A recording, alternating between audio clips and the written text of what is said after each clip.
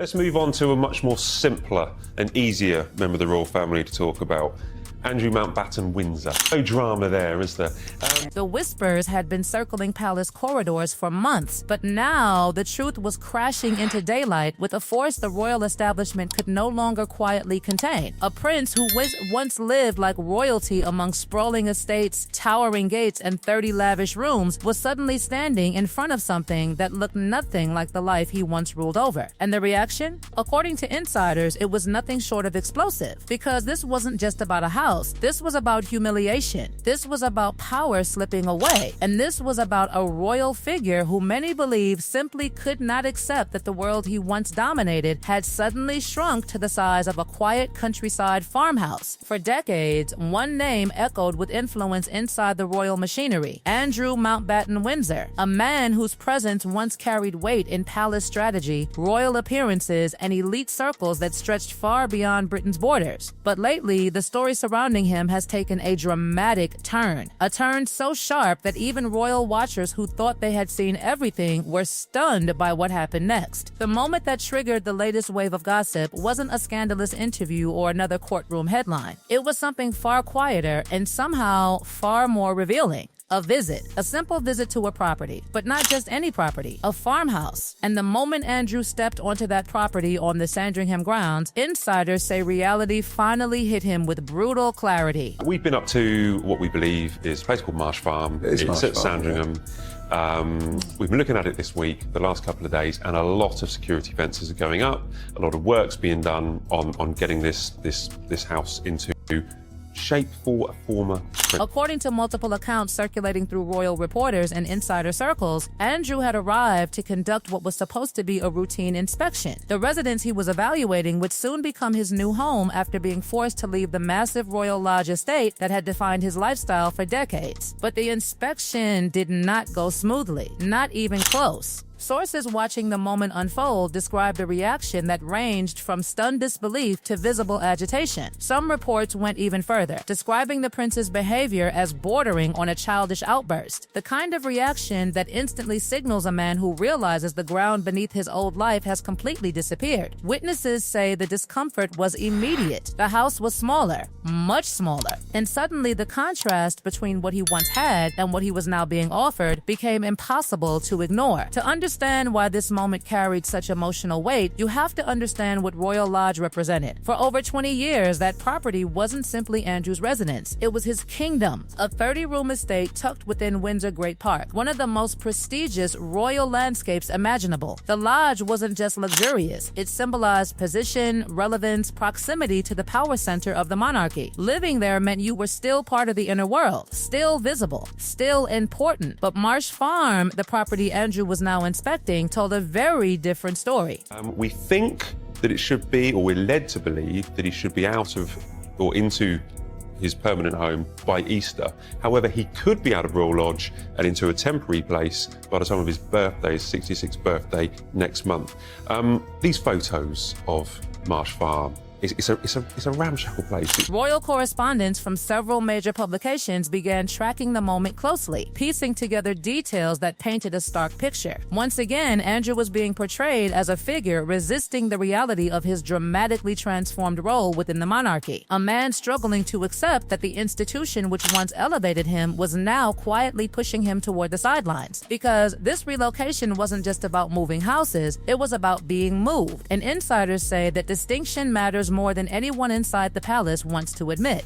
Well, I mean, people describe the Sandringham estate as not very nice, but I mean, it's beautiful. I mean, it's just tree lined. It's absolutely where that farm is. It's not on. It's over by the other side of the road. You know, it's not in the actual Sandringham. But the property Andrew inspected sits miles away from the main Sandringham residence, tucked deep into the Norfolk countryside. Known as Marsh Farm, it's a 5-bedroom rural house that had reportedly remained unoccupied for long stretches of time before renovations began. When Andrew arrived, the place was still undergoing restoration.